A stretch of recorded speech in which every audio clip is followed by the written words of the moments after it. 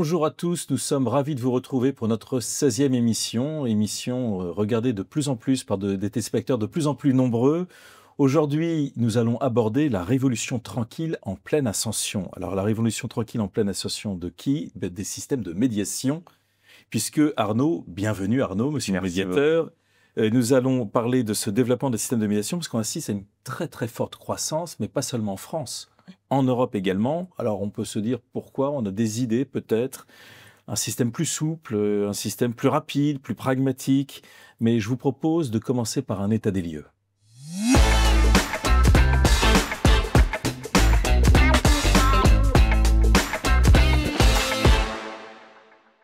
Auriez-vous la gentillesse, Arnaud, de commenter le récent sondage IFOP sur ce sujet, s'il vous plaît? Oui, l'IFOP a fait un sondage à la demande du Conseil national des barreaux à propos de la confiance dans différentes institutions et surtout dans le système de justice.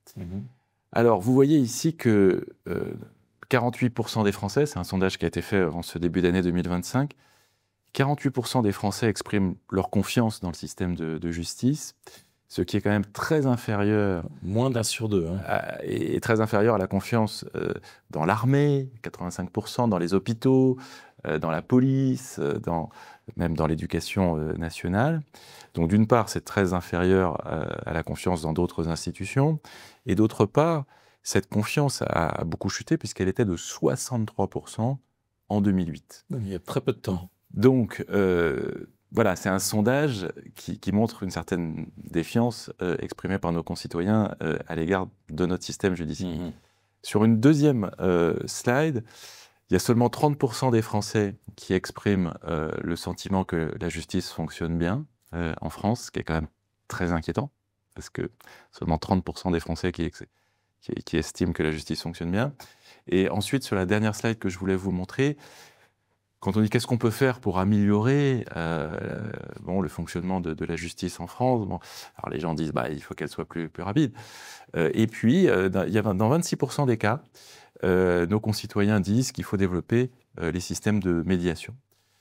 Donc c'est intéressant parce que ça montre bien qu'effectivement, les systèmes de médiation sont perçus comme un bout de la solution. Merci Arnaud, cela illustre une crise en profondeur, et je pense qu'il est nécessaire de s'intéresser aux règles et rouages de la médiation.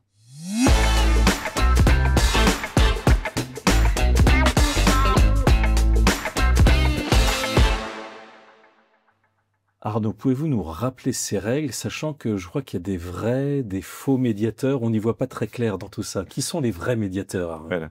Oui, c'est vrai, sur LinkedIn, vous avez des gens qui s'auto-proclament médiateurs, comme certains s'auto-proclament coach. Oui. Quelle formation ont-ils reçue? Quelle légitimité ont-ils?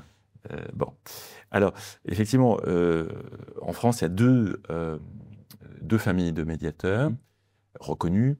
Vous avez les médiateurs de la consommation et les médiateurs institutionnels.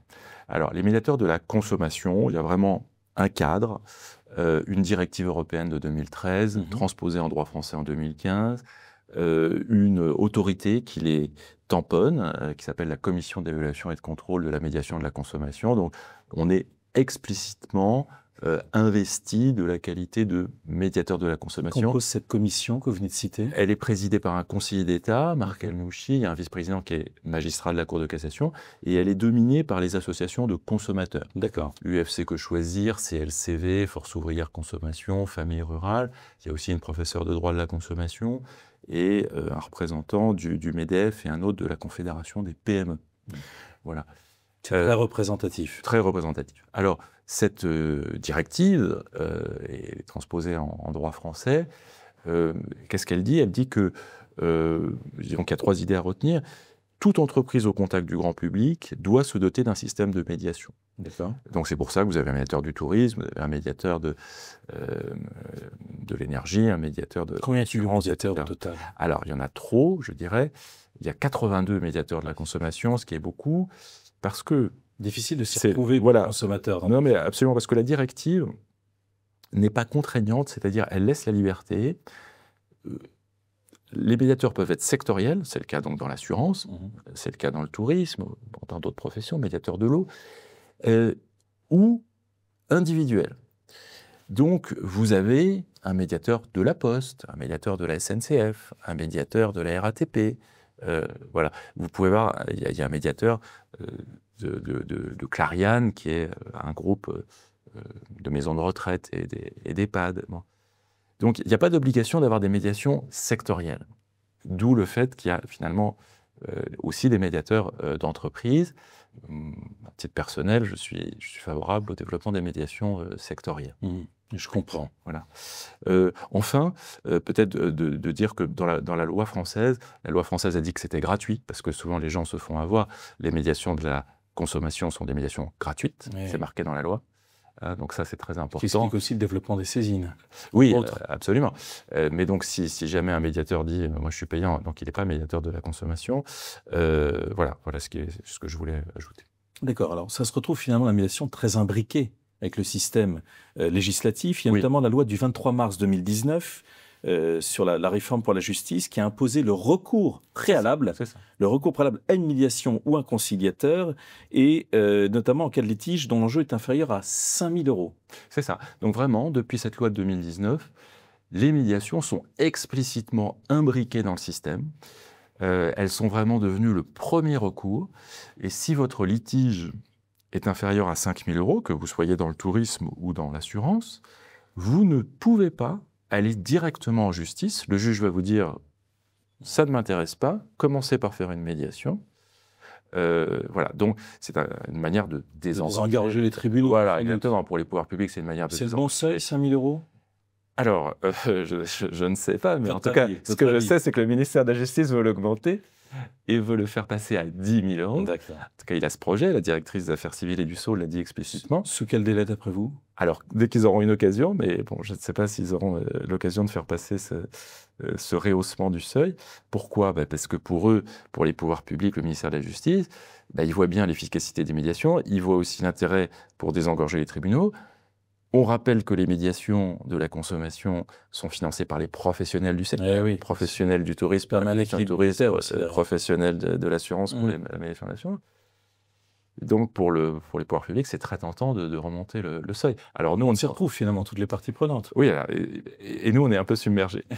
Oui, on l'avait vu dans le cadre d'une précédente émission, avec la hausse considérable des saisines. Oui, on est à 40 000 saisines annuelles pour la médiation de l'assurance. Mais, en tout cas, le consommateur lui s'y retrouve bien et l'État également. C'est ce qu'on peut dire. Y a-t-il d'autres médiateurs? Je pense notamment peut-être aux médiateurs institutionnels, vous l'avez pu évoquer. Voilà, donc il y a une deuxième famille de gens reconnus, c'est-à-dire c'est dans les ministères. À Bercy, vous avez un médiateur, donc vous avez un conflit avec les impôts, un conflit avec notre direction de Bercy. Il y a un médiateur à Bercy. Il y a une médiatrice à l'éducation nationale. Et vous avez en tant que parent d'élève, vous avez un conflit avec la directrice de l'école. Bon, il y a une médiatrice de l'éducation nationale. Donc, dans les différents ministères, il y a des médiateurs. Également dans les grandes entreprises publiques, France Travail, j'ai cité la SNCF. Bon, vous avez des... Donc on voit bien deux familles, oui. Les institutionnels et les autres. Oui. Et on peut rappeler, on l'avait dit dans le cadre d'une précédente émission, vous êtes président du club des médiateurs. Oui. Dans ce cadre-là, vous recoupez bien les deux. C'est ça. Vous nous donnez des chiffres pour illustrer tout ça? Oui. Mes collègues ont bien voulu me confier cette responsabilité de... Vous avez beaucoup de responsabilités, monsieur le médiateur, parce que dans le cadre de la précédente émission, également président de Collective Assure, vous êtes sur tous les fronts. Et alors, je vous donne les chiffres. Oui, merci. Monsieur le directeur. Donc, les derniers chiffres disponibles, qui portent sur l'exercice 2023, donc c'est un tout petit peu ancien. À quel âge? Il y avait déjà 270 000 demandes de médiation qui avaient été collectées par les membres du club, les 2 tiers pour les médiateurs de la consommation, et ce chiffre était en augmentation de 20% par rapport à 2022, et tout laisse à penser qu'en 2024, la croissance a été du même ordre. C'est-à-dire que les médiations sont de plus en plus connues, parce que les pouvoirs publics en font la publicité, parce que pour ce qui est de notre secteur de l'assurance, l'autorité de contrôle prudentiel et de résolution a imposé que pour les banques et les assurances, on rappelle aux clients mécontents qu'il peut, au moment où il fait une réclamation, avoir recours à la médiation bancaire ou du secteur de l'assurance de façon gratuite. Et La commission d'évaluation et de contrôle de la médiation de la consommation aime beaucoup ce système et aimerait l'étendre aux autres secteurs d'activité. Donc les médiations sont mieux connues, elles sont gratuites, c'est le cas aussi pour les médiations institutionnelles. Si vous faites un recours auprès du médiateur de Bercy ou de l'Éducation nationale, la société française est défiante. Voilà. Et sur le fond, qu'est-ce que vous apportez de plus qu'un juge? Alors ça, c'est très important. C'est non seulement nous sommes le premier recours, mais nous avons une flexibilité que n'a pas un juge, puisque nous, on est dans la recherche d'une solution amiable, et la loi, donc la directive européenne de 2013, la loi en 2015 pour ce qui est des médiations de la consommation, mais les médiateurs institutionnels font preuve de la même flexibilité. La loi dit explicitement que nous prenons des positions en droit et ou en équité. Donc, d'un côté, nos positions ne s'imposent pas, contrairement à un juge. Je ne suis pas un juge. Par exemple, les assureurs ne sont pas obligés, ni les assurés, de suivre la position que j'exprime. Donc l'équité, c'est votre véritable valeur ajoutée. Mais voilà, j'espère qu'en droit, des fois, on prend aussi des positions pertinentes et qui font aussi partie de notre valeur ajoutée. Mais effectivement, la grande particularité de la médiation, c'est qu'on peut prendre position en équité. Je vous propose qu'on regarde tout de suite ce point et on va rentrer dans le détail. Quand bien même on l'a abordé dans le cadre d'une précédente émission, on va revenir sur des cas récents, l'équité et la valeur ajoutée de la médiation.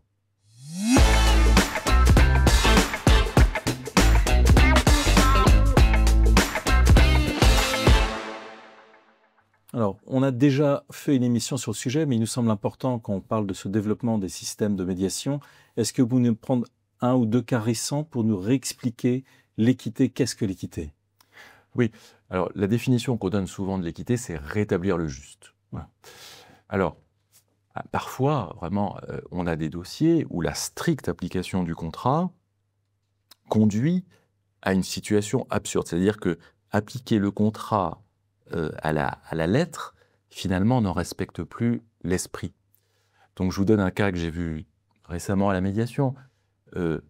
En matière de dépendance, d'assurance dépendance, il faut que, par exemple, l'assureur dit « je vais prendre en charge, dès lors que la personne est en GIR 1, GIR 2, donc lourdement dépendante, je vais prendre en charge une rente et vous allez me produire les factures des aides-soignantes qui s'occupent, alors soit les factures de l'EHPAD, soit les factures, si la personne reste à domicile, ce qui était le cas qui nous était soumis, des aides-soignantes qui se relaient pour aider la personne dépendante. » Donc dans notre cas, la famille s'occupait de la personne âgée dépendante, les enfants s'étaient organisés.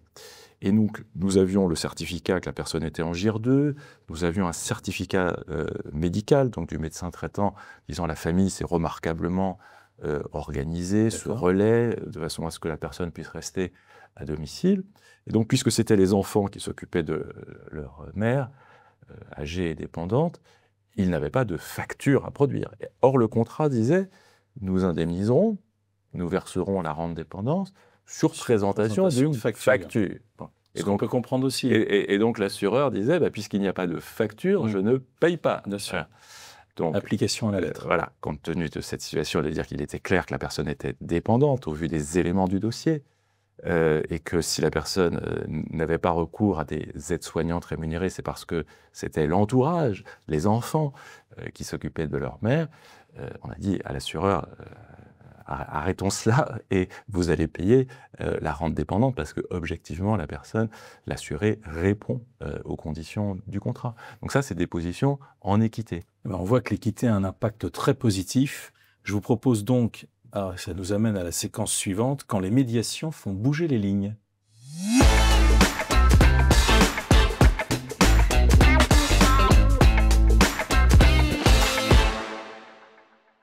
Arnaud, est-ce qu'on peut imaginer que cet aspect très positif de l'équité puisse aller jusqu'à une évolution de la réglementation? Oui, moi je peux vous donner un ou deux exemples. À propos des assurances de téléphone portable, où on était très choqués, à une époque où le délai de rétractation n'était que de 14 jours, donc c'est un délai très, très limité. Et voilà, quand l'assuré nous semblait de bonne foi et qu'il souhaitait se rétracter par rapport au consentement à l'assurance de téléphone portable qu'il contestait, et on allait dans son sens en équité, parce que on avait vraiment le sentiment qu'il n'avait pas donné son consentement pour prendre une assurance de téléphone portable, eh bien, donc j'ai fait la publicité du fait que je prenais souvent position en équité parce que le délai de rétractation était trop court, voilà. Eh bien, dans la loi, le délai de rétractation est passé de 14 à 30 jours. Donc je pense que vraiment, alors, le fait de prendre régulièrement position en équité, le fait de communiquer sur le fait que il y avait une difficulté et que moi je m'engageais et que je donnais raison en équité aux assurés qui nous saisissaient. Vous avez cette marge de manœuvre aussi par rapport à la justice, c'est que vous avez cette capacité de communiquer, et ça fait bouger les lignes automatiquement. Exactement, exactement.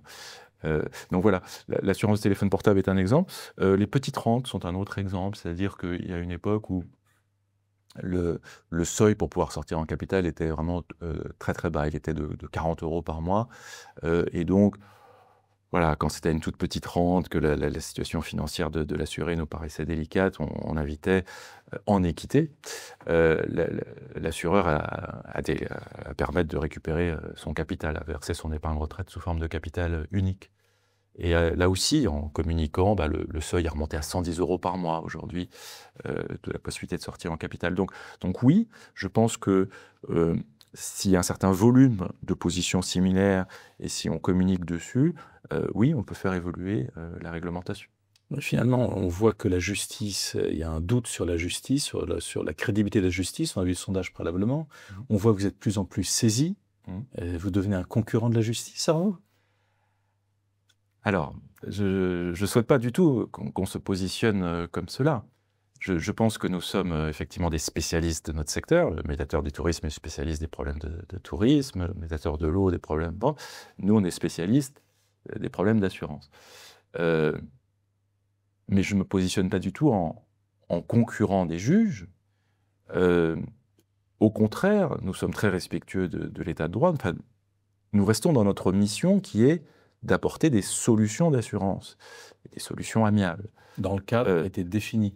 Oui, nous ne nous prenons pas pour le législateur ou pour une autorité qui édicterait des normes nouvelles, mais nous avons un rôle de vigie, nous avons un rôle d'alerte, de décrire les difficultés que nous avons, que nous voyons au fil des dossiers qui nous sont soumis. Pour prendre l'exemple de la médiation de l'assurance, nous sommes très respectueux et au contraire, nous relayons les positions de la Cour de cassation. Nous disons au secteur d'appliquer la jurisprudence de la Cour de cassation quand il ne le fait pas. Je pense un bon exemple, c'est les clauses d'exclusion floues, où quand j'ai pris mes fonctions en 2020, les professeurs de droit des assurances ont attiré mon attention sur le fait qu'il y avait régulièrement dans les contrats des clauses comme le défaut d'entretien de son habitation qui étaient trop vagues, des clauses d'exclusion trop vagues et qui avaient été condamnées de longue date par la Cour de cassation. Et donc, au contraire, j'ai été dans un rôle de relais pour dire aux assureurs, il faut respecter les décisions de la plus haute cour de justice du pays. Voilà. Et je pense avoir joué un rôle, relayé par la CPR ensuite, pour que ces clauses d'exclusion, condamnées par la Cour de cassation, disparaissent des contrats. Donc, je ne me positionne pas du tout en concurrent, on est plutôt complémentaires, et d'ailleurs, on a une relation régulière. Tous les ans, je vais voir la deuxième chambre civile de la Cour de cassation, on a un échange. Sur la base de votre rapport annuel, j'imagine ? Oui, sur la base du rapport annuel, et je me permets de penser que ça les intéresse beaucoup, parce qu'en fait, les contentieux que nous voyons, ils risquent de les avoir dans quelques années. Et aussi, ils se rendent bien compte que, par ce rôle de premier niveau, nous éliminons un immense nombre de dossiers. Donc, on voit votre rôle, il est central. Vraiment, vous avez un rôle central. Est-ce qu'on ne pourrait pas imaginer que les missions de la médiation continuent de s'élargir ? Alors, continue de s'élargir. Donc, on est à 40 000 saisines annuelles pour ce qui est de la médiation de l'assurance. Donc, on voit la croissance très forte.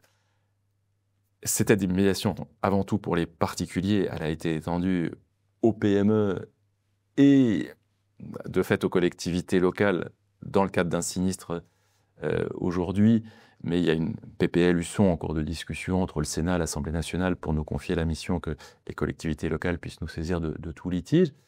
Donc oui, dès lors que la médiation est efficace, qu'elle est plus rapide que la justice, même si nous ne sommes pas suffisamment rapides, nous, on répond en 7 mois et demi.